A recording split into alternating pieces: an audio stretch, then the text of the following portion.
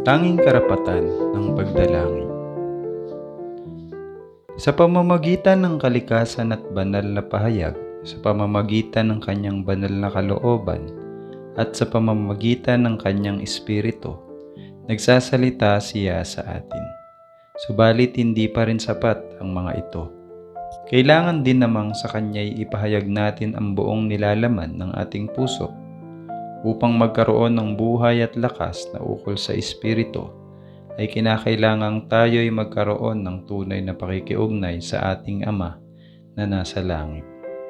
Maaring matawag sa Kanya ang ating mga isip, mabubulay-bulay natin ang Kanyang mga ginawa, ang Kanyang mga kahabagan, at ang Kanyang mga pagpapala. Ngunit sa tunay na kahulugan ay hindi ito ang pakikipag-usap sa Kanya. Upang makipag-usap sa Diyos ay dapat magkaroon tayo ng sasabihin sa Kanya, hingil sa lagay ng ating talagang kabuhayan. Ang panalangin ay ang pagbubukas ng puso sa Diyos na gaya ng sa isang kaibigan.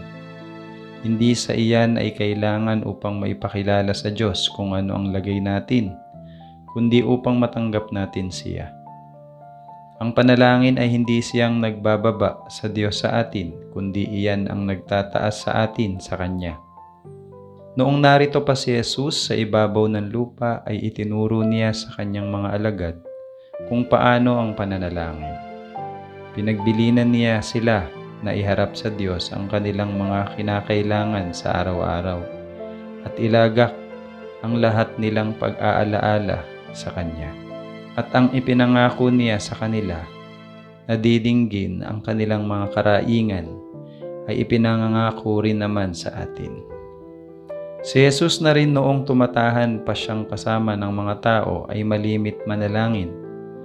Nakiisa ang ating tagapagligtas sa ating mga pangangailangan at mga kahinaan, sapagkat siya ay naging isang namamanhik at humihiling, na humihingi sa kanyang Ama ng sariwang lakas, upang siya ay makayaong laan sa tungkulin at pagsubok. Siya ang ating halimbawa sa lahat ng bagay.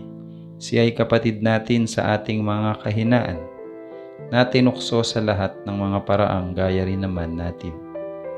Ngunit palibhas ay walang kasalanan, ay umurong ang kanyang pagkatao sa kasamaan. Binata niya ang mga pakikilaban at pasakit sa kanyang kaluluwa sa isang sanlibutang makasalanan. Dahil sa kanyang pagkatao ay naging isang pangangailangan at isang karapatan, saganang kanya ang pananalangin. Nakasumpong siya ng kaaliwan at kaligayahan sa pakikipag-usap sa kanyang Ama. At kung ang tagapagligtas ng mga tao, ang anak ng Diyos, ay nakaranas na kailangan niya ang panalangin, di lalo pang kailangan ng mahina at makasalanang tao ang maalab at palaging pananalangin. Hinihintay tayo ng Diyos. Ang Ama nating nasa langit ay nakalaang sa ating magbigay ng kapuspusan ng kanyang pagpapala. Karapatan natin ang uminom ng marami sa bukal ng walang hanggang pag-ibig. Nakapagtataka nga na bihirang-bihira tayong manalangin. Handa at nalalaan ang Diyos na makinig sa taimtim na panalangin ng kaliit-liitan sa kanyang mga anak. Subalit hayag na hayag ang malaki nating pag-aatubili na ipaalam sa Diyos ang ating mga kailangan. Ano ang iisipin ng mga anghel sa langit sa kaawa-awa at mahinang mga tao na sinasalakay ng mga tukso? Yayamang ang puso ng Diyos na binubukalan ng walang hanggang pag-ibig ay nasasabik sa kanila, handang magbigay ng higit sa kanilang mahihingi o maiisip. Subalit bahagya na silang manalangin at napakaliit ang kanilang pananampalataya. Ang mga anghel ay nagigiliw na yumukod sa harapan ng Diyos. Iniibig nilang mapalapit sa Kanya. Tinuturing nila na ang pakikipag-usap sa Diyos ay siyang pinakamataas nilang kagalakan. Subalit ang mga taong tagalupa na nangangailangan ng napakalaking tulong na walang ibang makapagbibigay liban sa Diyos lamang, ay waring nasisiyahang lumakad kahit wala sa kanila ang liwanag ng kanyang espiritu, na siyang pakikisama ng kanyang pakikiharap. Bunga ng di pananalangin. Ang kadiliman ng kasamaan ang lumiligid sa mga hindi nananalangin. Ang mga tuksong ibinubulong ng kaaway ay siyang humihila sa kanila sa pagkakasala. At ang lahat ng ito ay dahil sa hindi nila ginagamit ang mga karapatang sa kanila'y ibinibigay ng Diyos sa kanyang habiling sila'y manalangin. Bakit nga at ang mga lalaki at babaeng anak ng Diyos ay nag-aatubiling manalangin? Gayong ang panalangin ay siyang susing nasa kamay ng pananampalataya na nagbubukas ng kabangyaman ng Diyos, na kinatataguan ng hindi nauubos na mga kayamanan ng makapangyarihan sa lahat. Kung tayo'y hindi palaging nananalangin at matyagang nagpupuyat, ay nanganganib tayo na mawalan ng ingat at lumihis tuloy sa matuwid na daan. Palaging sinisikap ng kaaway na hadlangan ang daang patungo sa luklukan ng awa upang wag nating matamo sa pamamagitan ng pananampalataya at maningas na panalangin ang biyaya at kapangyarihang dadaig sa tukso. May ilang mga kondisyon na kinasasaligan ng ating pag-asa na diringgin at sasagutin ng Diyos ang ating mga panalangin. Ang isa sa mga panguna rito ay ang ating madama ang pangangailangan ng tulong na buhat sa Kanya. Pinangako niyang ipagbubuhos ko ng tubig siya na uhaw, at ang mga bukal ang tuyong lupa. Isaiah 44 verse 3. Yaong nangagugutom at nangauuhaw sa katwiran na nagigiliw sa Diyos, ay makaasang sila'y bubusugin. Dapat na maging bukas ang puso sa impluensya ng banal na Espiritu. Kung hindi, ay hindi matatanggap ang pagpapala ng Diyos. Ang malaki nating pangangailangan. Ang malaki nating pangangailangan ay isa na ring dahilan at mabisang namamanhik patungkol sa atin. Ngunit dapat ding lapitan ang Panginoon upang gawin niya ang mga bagay na ito para sa atin. Ang sabi niya, magsihingi kayo at kayo'y bibigyan. At siya na hindi ipinagkait ang kanyang sariling anak kundi ibinigay dahil sa ating lahat, bakit hindi naman ibibigay sa atin ng walang bayad ang lahat ng bagay? Kung sa ating puso ay iimpukin natin ang kasamaan, kung ginagawa pa rin nating parati ang anumang bagay na kilala nating kasalanan, ay hindi tayo didinggin ng Panginoon. Ngunit ang panalangin ng nagsisisi at bagbag na puso ay palaging tinatanggap. Pagka naayos na ang lahat ng hayag na kamalian, ay maaasahan nating sasagutin ng Diyos ang ating mga karaingan. Ang sarili nating karapatan ay hindi makapagtatagubilin sa atin sa lingap ng Diyos. Karapatan lamang ni Jesus ang sa ating magliligtas at dugo niya ang lilinis sa atin. Gayon may mayroon pa rin tayong dapat gawin muna bago tayo matanggap. Kailangan ang pananampalataya. Ang ikalawang sangkap ng nagtatagumpay na panalangin ay ang pananampalataya. Ang lumapit sa Diyos ay dapat sumasampalatayang may Diyos at siya ang tagapagbigay ganti sa mga sa Kanya'y nagsisihanap. Ang wika ni Jesus sa Kanyang mga alagad ay ganito, lahat ng mga bagay na inyong idinadalangin at hinihingi ay magsisampalataya kayo na inyong tinanggap na at inyong kakamtin. Marcos 11 verse 24. Tapat ba ang ating paniniwala sa Kanyang mga salita? Ang pangako ay malawak at hindi nahahangganan, at siya na nangako ay tapat. Pagka hindi natin tinatanggap yung mga bagay na ating hinihingi sa sandaling hingin natin, ay manampalataya pa rin tayo na dinirinig ng Panginoon ang ating pagsusumamo at talagang sasagutin niya ang ating mga dalangin. Napakadalas nating magkamali at napakaigsi ang abot ng ating tingin, na anupat kung magkabihiray humihingi tayo ng mga bagay na hindi magiging isang pagpapala sa atin. At dahil sa pag-ibig ng ating Ama na nasa langit, ay sinasagot niya ang ating mga panalangin sa pamamagitan ng pagbibigay sa atin ng ikabubuti natin. alalaong bagay iyong talagang hihingin natin kung taglay ang paninging pinapagliwanag ng Diyos, ay makikita natin ang tunay na lagay ng lahat ng bagay. Kung wari man ding hindi sinasagot ang ating mga panalangin, ay panghawakan pa rin natin ang pangako, sapagkat hindi sasala na darating ang panahon ng pagsagot at tatanggap tayo ng pagpapala na lubhang kailangan natin. Datapwat sa pagsasabi na palaging ibibigay sa atin ang ating idinadalangin, ayon sa paraang ibig natin ay pagsasapantaha. Ang Diyos ay napakamatalino at hindi siya mangyayaring magkamali. Napakabuti niya kaya hindi niya ipagkakait ang anumang mabuting bagay sa lumalakad ng matuwid. Kaya nga't huwag kayong mangambang magkatiwala sa Kanya, bagaman hindi ninyo agad nakikita ang sagot sa inyong mga dalangin.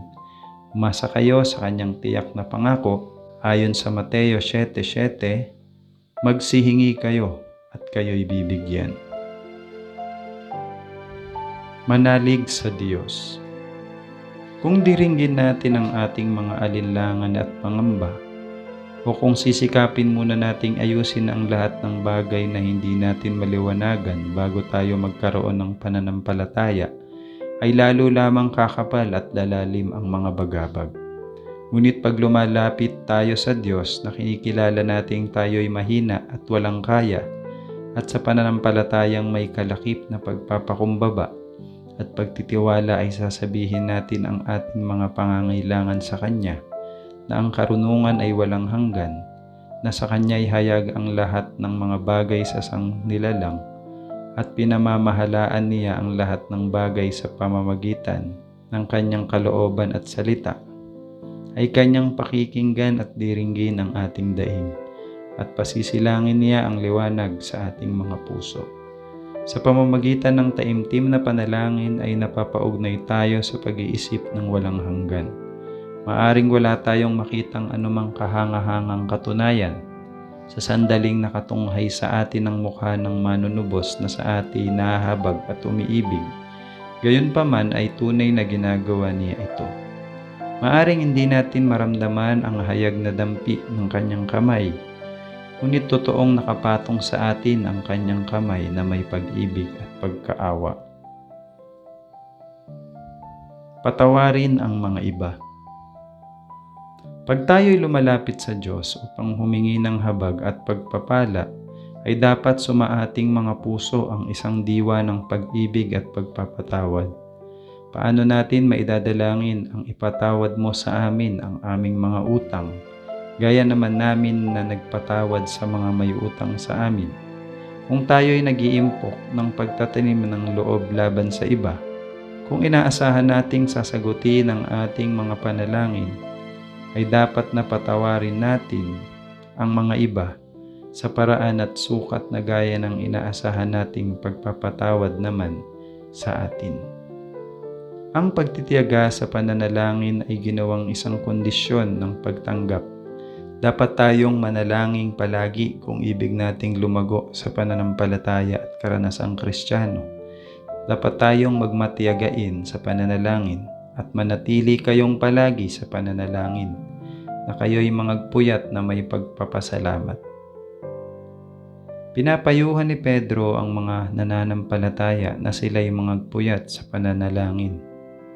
Pinagbili ni Pablo na sa lahat ng mga bagay sa pamamagitan ng panalangin at daing na may pagpapasalamat ay ipakilala ninyo ang inyong mga kahilingan sa Diyos. Ngunit kayo, mga minamahal, ani Judas, pagtibayin ninyo ang inyong sarili sa inyong lubhang banal na pananampalataya, na manalangin sa Espiritu Santo, na magsipanatili kayo sa pag-ibig ng Diyos. Judas 20:21.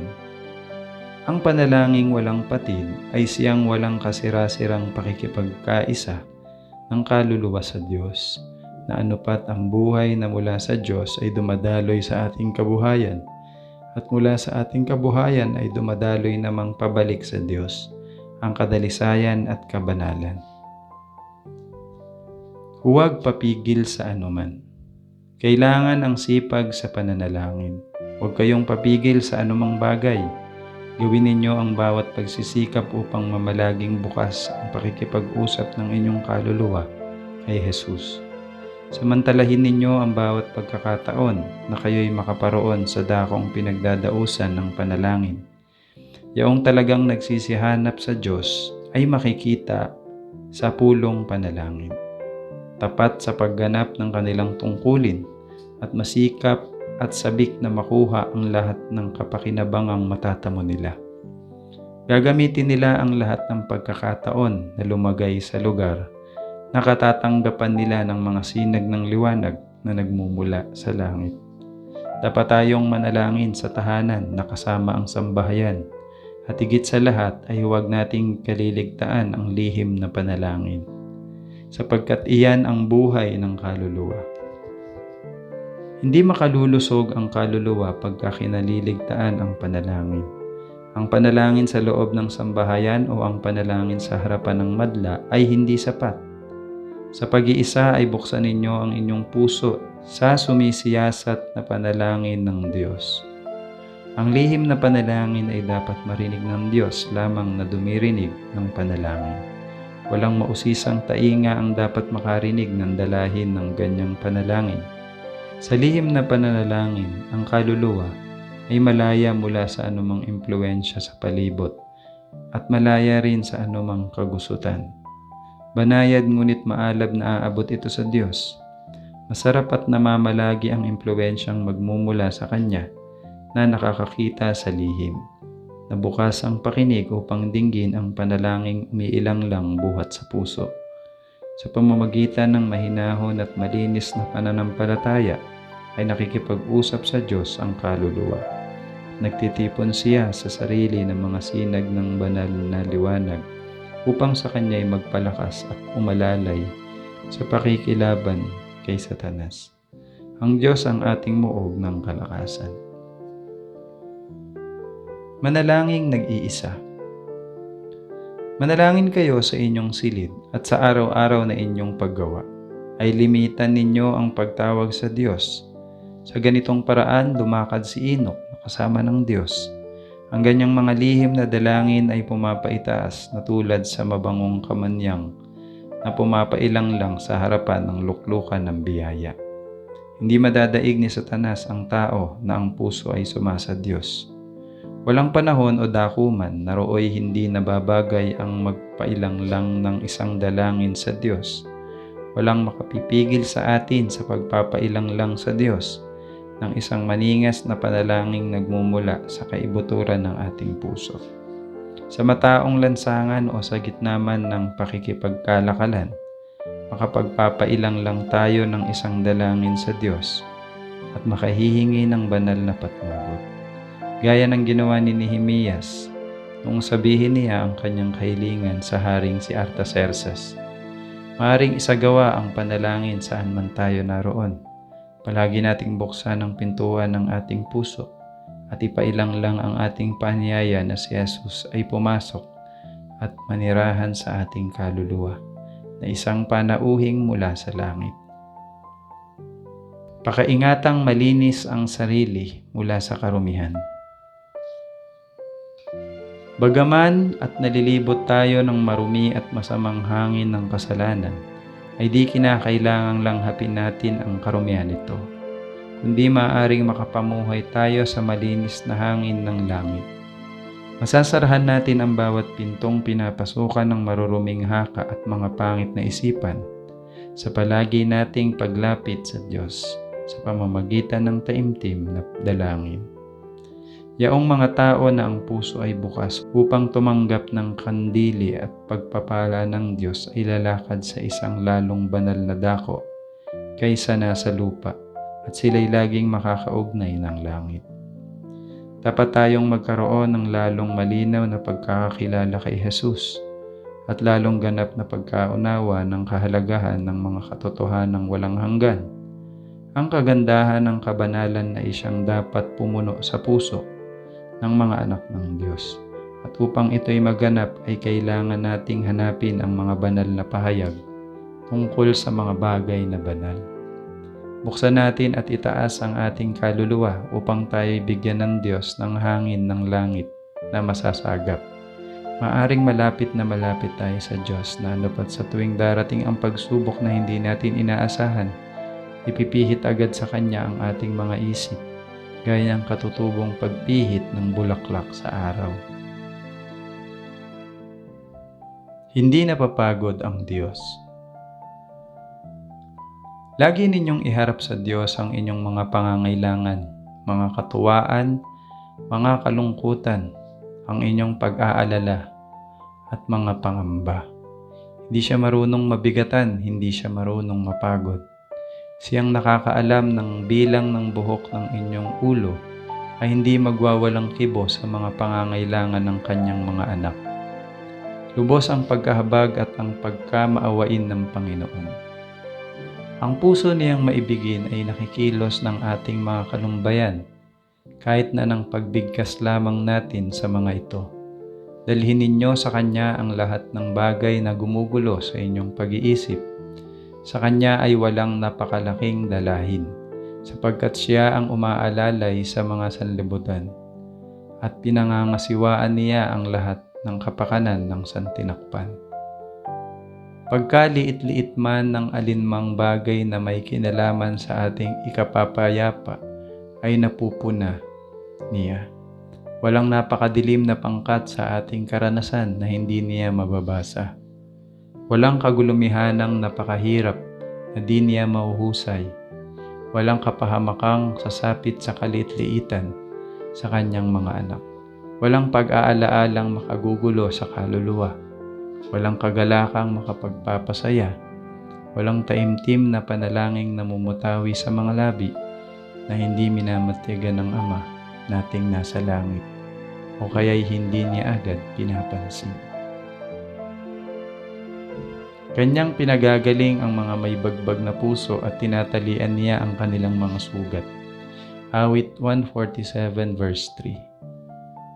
Ang mga pagkakaugnay ng Diyos at ng bawat kaluluwa ay napakalinaw at napakaganap, na anupatwaring wala ng iba pang kaluluwang pinagbigyan niya ng kanyang anak, liban sa isang iyan. Humingi sa ngalan ni Jesus. Ani Jesus, magsihingi kayo sa aking pangalan, at sa inyo'y hindi ko sinasabi na kayo'y idadalangin ko sa Ama, sapagkat ang Ama rin ang umibig sa inyo. Kayo'y hinirang ko upang kayo'y magsiyaon at magsipabunga at manatili ang inyong bunga, upang ang anumang inyong hingin sa Ama sa aking pangalan ay maibigay niya sa inyo. Datapwat ang manalangin sa pangalan ni Jesus ay hindi ang pagbanggit lamang sa pangalang iyan sa pasimula at sa katapusan ng panalangin. Iyan ay ang manalangin sa pag-iisip at sa diwa ni Jesus. Samantalang sumasampalataya sa kanyang mga pangako, umaasa sa kanyang biyaya at gumagawa ng kanyang mga gawa. Hindi ang ibig sabihin ng Diyos ay ang maging ermitanyo o monghe ang sinuman sa atin at lumayo na sa sanlibutan upang maitalaga natin ang ating mga sarili sa pagsamba. Ang kabuhayan ay dapat na matulad sa kabuhayan ni Kristo na nasa pagitan ng bundok, na panalanginan at ng mga tao. Yaong walang ginagawa kundi manalangin ay madaling titigil sa pananalangin, o kaya'y magiging walang kabuluhang paulit-ulit ang mga panalangin niya. Pag lumalayo ang mga tao sa pakikisama sa mga iba, malayo sa naaabot ng tungkuling Kristiyano at pagpapasa ng krus, pagka huminto na sila sa masipag na paggawa para sa kanila, ay nawawalan sila ng maidadalangin at walang nag-uudyok sa kanila upang magtalaga. Ang mga panalangin nila ay magiging pansarili at sakim. Hindi nila maidalangin ang mga pangangailangan ng sangkatauhan o ang pagtatayo man ng kaharian ni Kristo at humingi ng lakas na magagamit sa paggawa.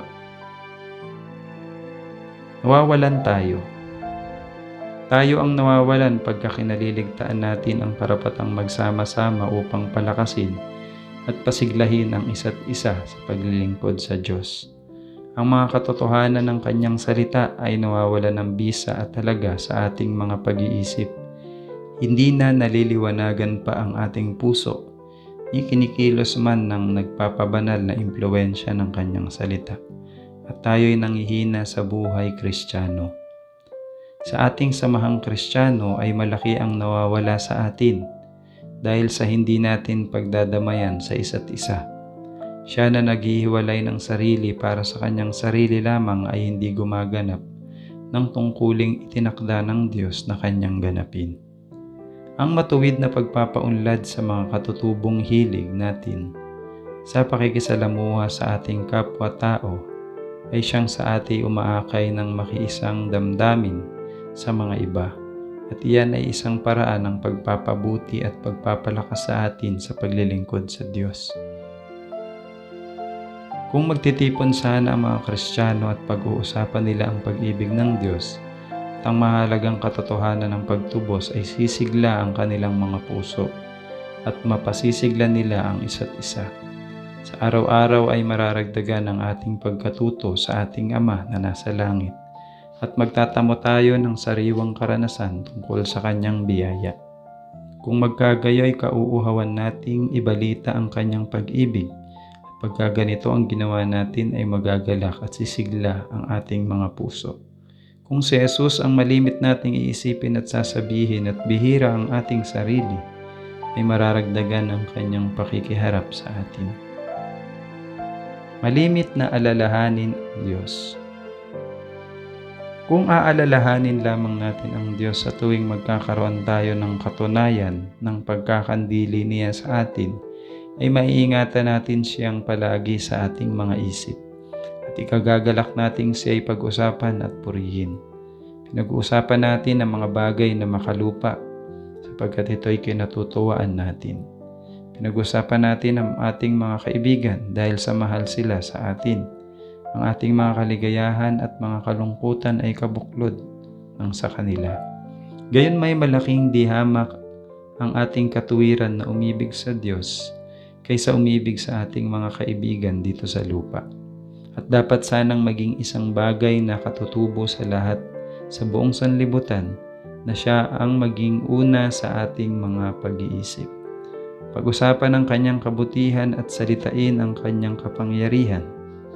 Hindi niya inadhikan ang mayamang mga pagpapalang ipinagkaloob niya sa atin, ay siya na lamang kaukulan ng ating mga pag-iisip at pag-ibig, na anupat wala na tayong may ukol sa Diyos. Yan nga ang dapat na magpapaalala sa atin sa Kanya.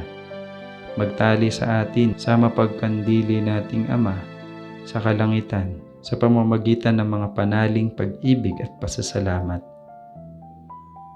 Totoong napakalapit sa kapatagan ng lupa ang ating kinaroroonan. Tumingala nga tayo sa langit, doon sa nakabukas na pinto ng santuaryo na rooy nagliliwanag ang kaluwalhatian ng Diyos sa mukha ni Kristo, na siyang nakapagliligtas na lubos sa mga nagsisilapit sa Diyos sa pamamagitan niya. Dapat nating dagdagan ang pagpupuri sa Diyos dahil sa kanyang kagandahang loob at dahil sa kanyang mga kagilagilalas na mga gawa sa mga anak ng mga tao. Ang ating mga pulong pagtatalaga ay hindi nararapat na mabuo na lamang sa paghingi at pagtanggap. Huwag nga nating isiping palagi ang sariling mga pangangailangan.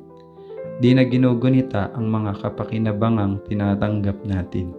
Hindi rin naman napakalimit na tayo'y manalangin, gayon may babahagya ang ating pagpapasalamat. Palagi tayong tumatanggap ng awa ng Diyos, subalit di tayo mapagpasalamat. At bahagya na nating purihin siya sa lahat ng ginawa niya sa atin. Mga gagalak kayo. Noong unang panahon ay ganito ang ipinagbili ng Panginoon sa bansang Israel. Pagka sila'y nagkakatipon upang sumamba sa Kanya, doon kayo kakain sa harap ng Panginoon inyong Diyos at kayo'y mga gagalak sa lahat na kalagyan ng inyong kamay, kayo at ang inyong mga sambahayan, kung saan kayo pinagpala ng Panginoon mong Diyos.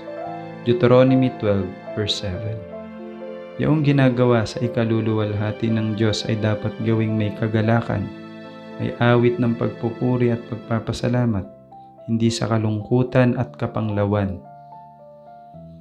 Ang ating Diyos ay magiliwin at mahabaging Ama.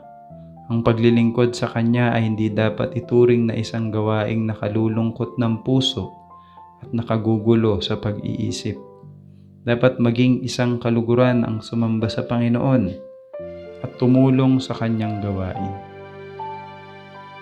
Hindi ibig ng Diyos na ang Kanyang mga anak na pinaglalaanan niya ng napakalaking kaligtasan ay ituring siya na tulad sa isang mahigpit at mapaghanap na kapatas. Siya ang pinakamabuti nilang kaibigan at pagka sila'y sumasamba sa Kanya ay maaasahang siya'y isa sa kanila upang sila'y pagpalain at aliwin, na pinupuno niya ng ligaya at pag-ibig ang kanilang mga puso. Nais ng Panginoon na ikaaliw ng Kanyang mga anak ang sila'y maglingkod sa Kanya at magtamo ng lalong malaking kaligayahan kaysa kahirapan sa Kanyang gawain. Hangad niya na ang mga lumalapit upang sumamba sa Kanya ay mag-uwi ng mahalagang mga isipang ukol sa Kanyang pagkakandili at pag-ibig upang maaliw sila sa lahat nilang ginagawa sa araw-araw. Magkaroon ng biyaya upang magawang may pagtatapat at walang daya ang lahat ng bagay. Magtitipon sa palibot ng krus. Dapat tayong magtitipon sa palibot ng krus. Si Kristong nabayubay sa krus ang dapat na maging paksa ng pagbubulay-bulay, pag-uusapan at ng ating pinakamasayang damdamin. Dapat nating itanim sa ating alaala ang bawat pagpapalang tinatanggap natin sa Diyos. At pagka nakikilala natin ang malaki niyang pag-ibig, ay dapat na bukal sa kaloobang ipagkatiwala natin ang lahat ng bagay sa kamay na napako sa krus dahil sa atin. Ang kaluluwa ay maaring mapataas na lalong malapit sa langit sa pamamagitan ng mga pakpak ng pagpupuri. Sa mga tahanan sa kalangitan ay sinasamba ang Diyos na may awitan at tugtugan, at sa pagpapahayag natin ng ating mga pasasalamat ay natutulad ang ating pagsamba sa ginagawang pagsamba ng tanang mga anghel sa langit. Ang naghahandog ng haing pasasalamat ay lumuluwalhati sa Diyos. Pagsiharap tayo sa ating may kapal na may magalang na katuwaan, may pagpapasalamat at tinig na mainam.